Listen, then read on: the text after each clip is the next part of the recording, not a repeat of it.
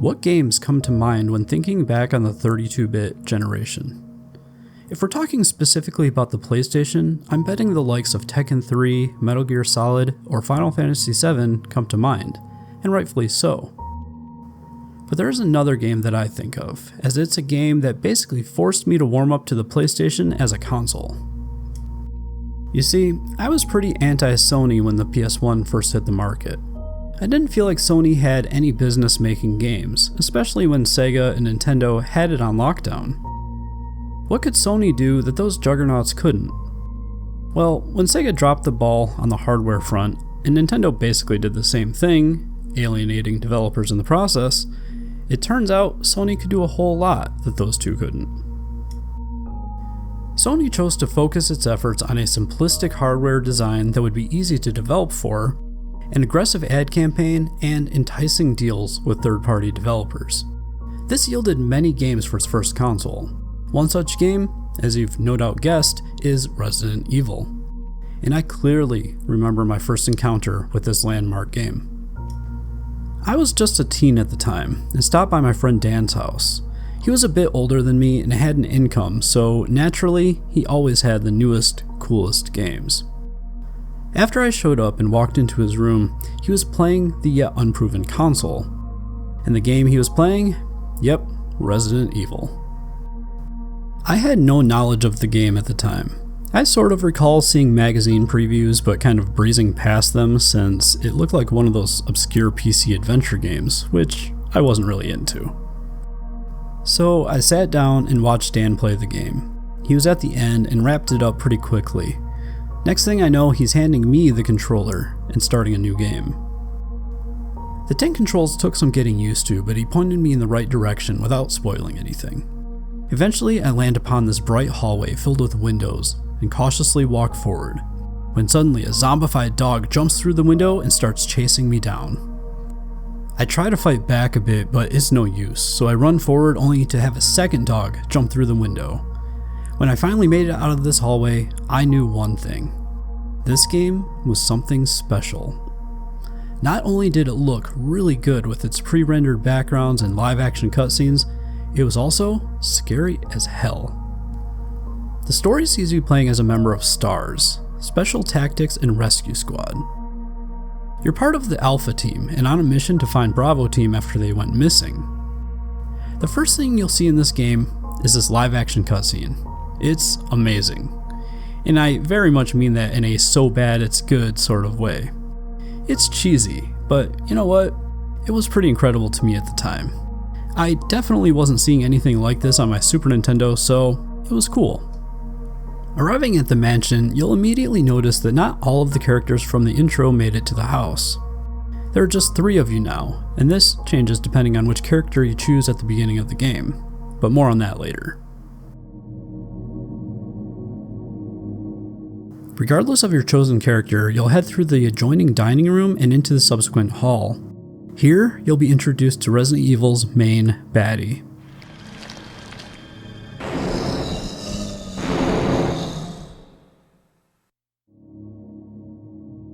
After this, you'll head back to the main hall to regroup, but when you arrive, everyone is gone. This changes slightly depending on your chosen character, but regardless, you're on your own from here. The Spencer Mansion is a sprawling house with many rooms and wrapping passageways. This gives you the impression of a wide open play space, but in reality, you only have a few options at any given moment. It's a lot like Super Metroid, actually. The estate itself has a very eerie feel to it. At times, it looks like a model home. Other times, it feels like some bizarre liminal space. The house is well decorated and furnished, but only rarely shows signs of use. And everything is fully lit. It's almost as if its occupants up and died or something.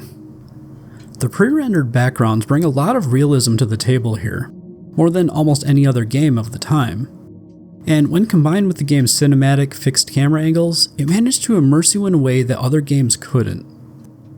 Take something like Tomb Raider or Metal Gear Solid. These both have great presentations in their own right, but the overall realism factor just isn't the same without the more handcrafted backdrops and camera angles of Resident Evil. If you happen to play the director's cut version of this game, you'll find a slew of new camera angles. Being able to see these environments from a different point of view is undeniably cool, but I have to say, these aren't especially good from a gameplay standpoint. Thankfully, they are mostly optional, so it's a nice bonus. The music too has this flat tone that channels Mark Snow's X-Files score. And in Resident Evil, the music works much like it does in that show. It enhances this unsettling and mysterious feeling that tells you something isn't quite right here.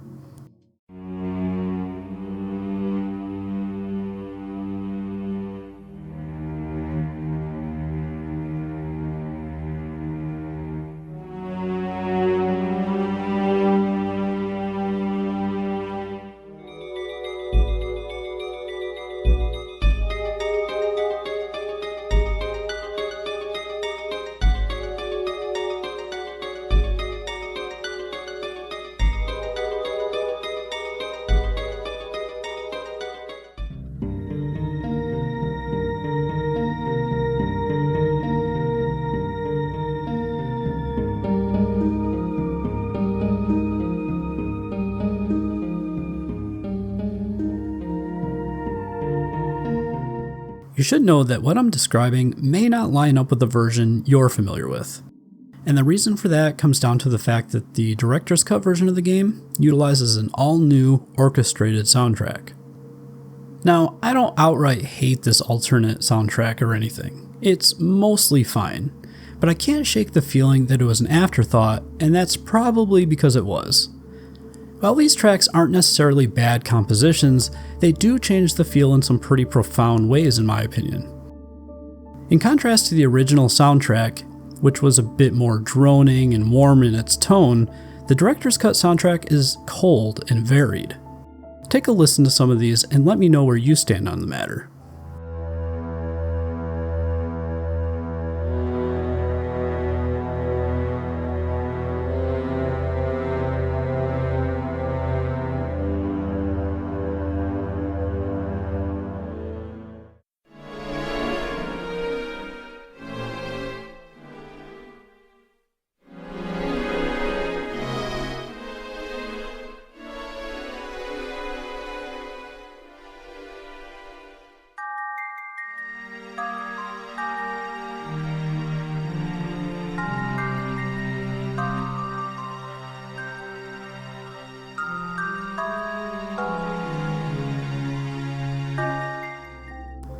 I don't think I can talk about the soundtrack changes without mentioning the awful basement theme in the director's cut. Everyone talks about this abomination, but as bad as it is, the original basement theme isn't exactly a banger either.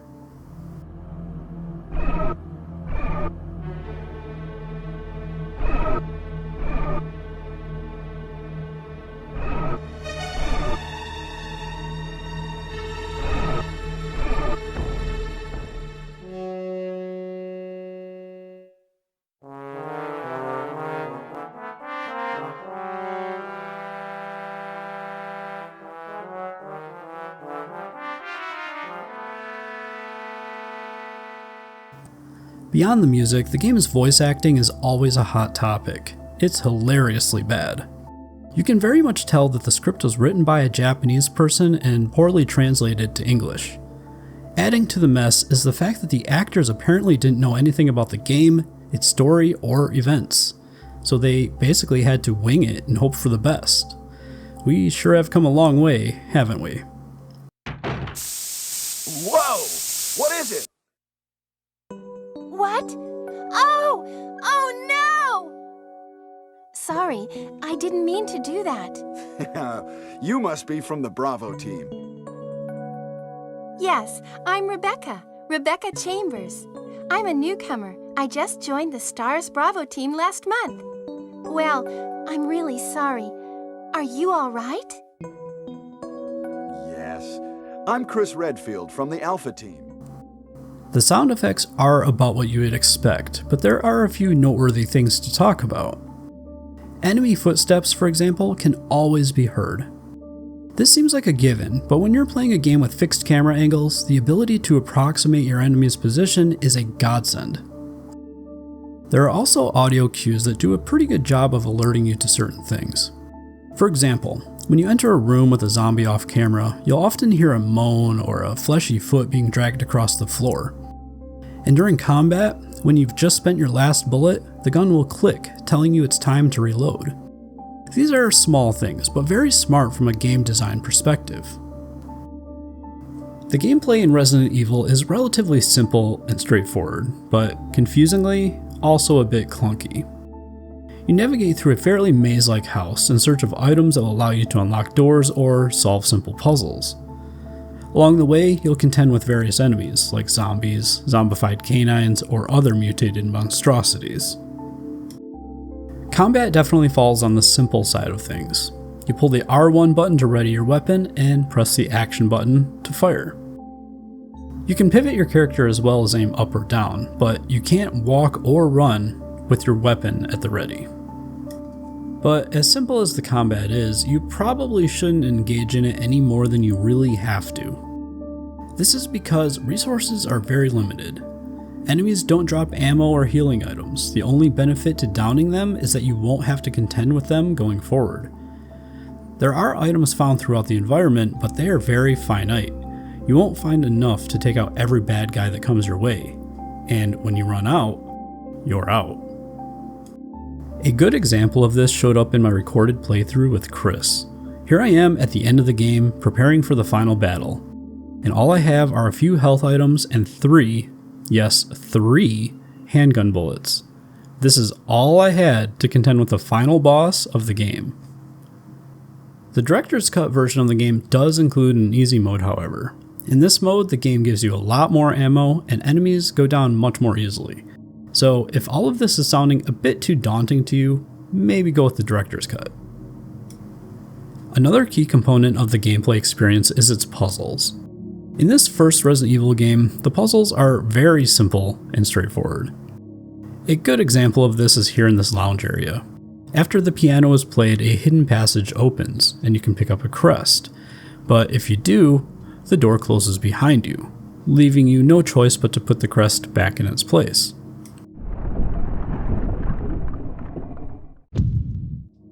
So what is the solution? Well, if you head down the hallway back to the dining room, you'll notice a similar crest above the fireplace. If you grab this and bring it back to the lounge, you can swap the crest and leave with the fancy gold one. At this point, you would return to the fireplace and insert the gold crest, revealing a hidden key behind the grandfather clock.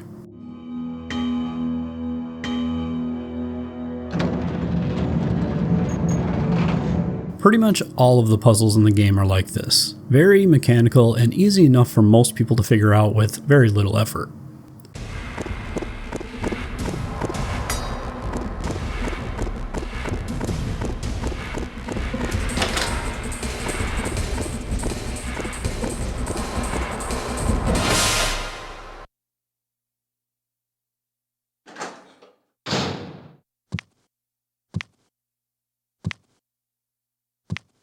Aside from the aforementioned zombies and dogs, you'll also have to contend with the hunter. I don't know how else to describe these foes. They are essentially zombified apes with claws for hands. These baddies are easily the biggest threat you'll come across in the game, since they can straight up decapitate you if your health is low. And even if it's not, these dudes are very fast and pack one heck of a punch. There are similar enemies in the lab and a few variations on the zombie, but by and large, these other enemies are fairly minor inclusions. As with many Capcom games, the boss fights in Resident Evil are especially noteworthy, but not for the typical reasons. If you look at a game like Mega Man X, you'll find boss battles that require fast reflexes and maneuverability. The very first boss battle in that game has you performing wall jumps, dodging projectiles, and so on. He even performs fancier attacks as the battle progresses. Resident Evil's boss battles aren't like that. These boss fights are a stark contrast to that, actually. A lot of the time it boils down to you planting your feet, taking aim, and unloading everything you've got. Rinse and repeat until they go down. But in typical Capcom fashion, some bosses can be dealt with in different ways. For example, the giant snake known as Yawn is hiding in the attic of the mansion. If this isn't your first time encountering Yawn, you'll know that there's a crest left in the hole that the big guy crawls out of. If you're quick about it, and careful, you can make your way to the crest, grab it, and leave the attic, avoiding the entire fight in the process. More importantly, you're conserving a good deal of ammo and healing items too.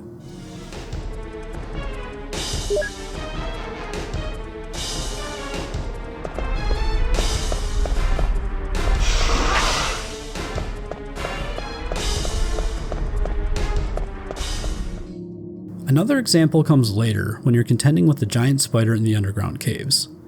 In its room, you'll notice a door covered in webbing. If you're really careful about it, you can use the knife or the flamethrower to clear the webbing and leave the room, bypassing the boss fight altogether. Alternatively, the spider will sling poison at you from time to time. That poison also destroys the webbing on the door, meaning you can let the spider clear the path for you. Now, it's worth noting that not all boss fights can be bypassed in this way, but I like that they implemented these options in the first place. It makes replays especially challenging, not to mention interesting. All of this sounds fine and dandy, but there is a rather large elephant in the room that I wanted to save for last: the tank controls. A lot of people bemoan tank controls as the worst creation man has ever come up with, but I have to disagree. When it comes to fixed camera angles, there simply isn't a better option. If you aren't familiar with tank controls, think of it as a character relative control method, meaning that every direction on the D-pad is relative to the direction the character is facing. So up is always forward, down is always backward, and so on. I won't lie, it does take some getting used to, but it's not impossible. And after you adjust, the advantages become crystal clear. Besides, they have the unintended side effect of making the adventure a bit more tense for first-time players. As I indicated earlier, Resident Evil has a slew of characters, 3 of which are playable to one degree or another. At the start of the game, you're given a choice: Chris Redfield or Jill Valentine. This is essentially a difficulty selection. Chris Redfield acts as the game's hard mode by including more enemies, tougher enemies, and 2 less item slots in his inventory. Jill Valentine, on the other hand, has to contend with less enemies, weaker enemies, and has 2 additional item slots in her inventory. Jill also has a lockpick that allows her to open certain doors and cabinets without finding the key first. Chris does not have this luxury. Chris and Jill can also find different weapons. Chris can find a flamethrower in the caves, but can't take it out of the caves, while Jill can find a grenade launcher which stays with her throughout the game. Another difference between the two is the companion character. When playing as Chris, you'll eventually run into Rebecca Chambers from Bravo Team. She will continue to pop up throughout the game and help Chris in one way or another. Somewhat interestingly, you actually take control of her at several points in the game, which is a nice touch. I say Rebecca's inclusion as a playable character is interesting because Jill's companion, Barry Burton, is not. While this might make it seem like Barry is the lesser of the two, I don't think so. Quite the opposite, actually. While Barry isn't playable, he does show up far more often and lends himself to the story and world-building aspects of the game a whole lot more than Rebecca does. Furthermore, his inclusion brings with it a sort of alignment system that isn't present in Chris's campaign. You see, at several points in the game, you'll be asked to trust Barry. A great example of this comes after your second encounter with the snake. Barry shows up with a rope and offers to lower Jill into this hole to investigate. Naturally, the rope slips, and Jill is left with a choice: wait for Barry to return with a new rope, or investigate the hidden passage in this hole. And your choice here affects the ending in a pretty big way.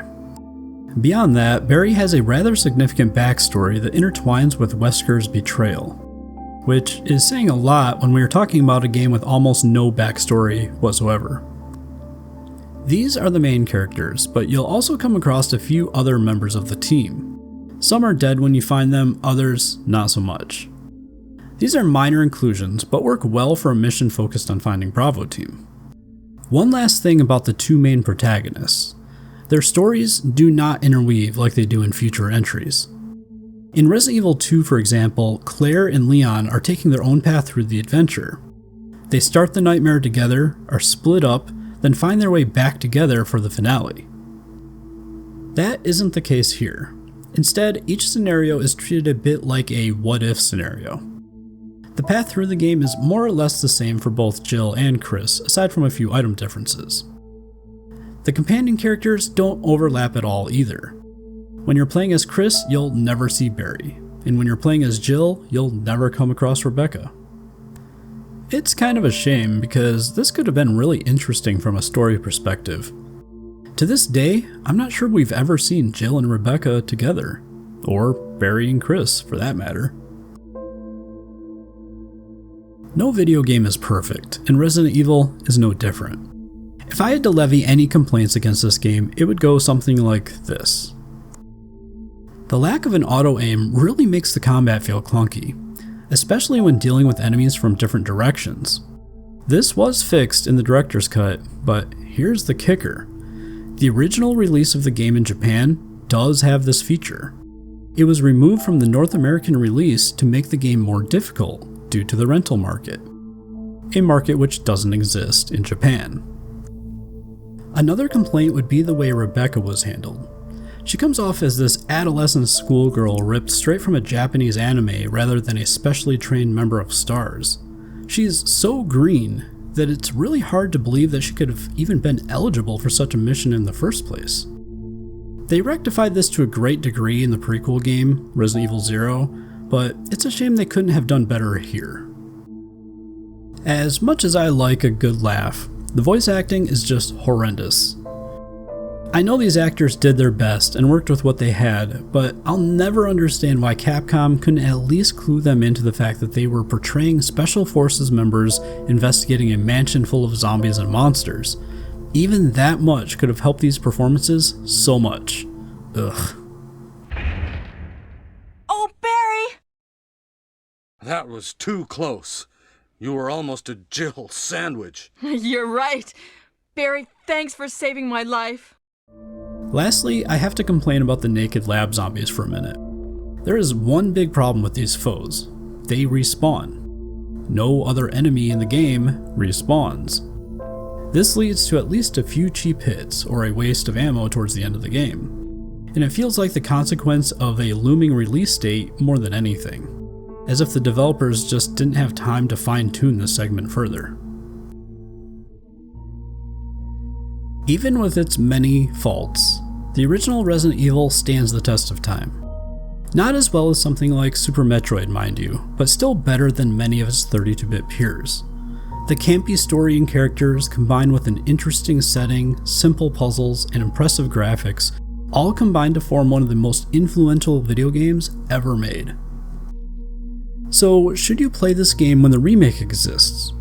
Many people seem to think that there is no reason. The remake is a better game in every way, after all. But I still think this game should be experienced. It's got a different vibe than the remake, and still manages to stand tall with other games in this series. I consider it a must-play for any self-proclaimed Resident Evil fan. I'll see you guys next time.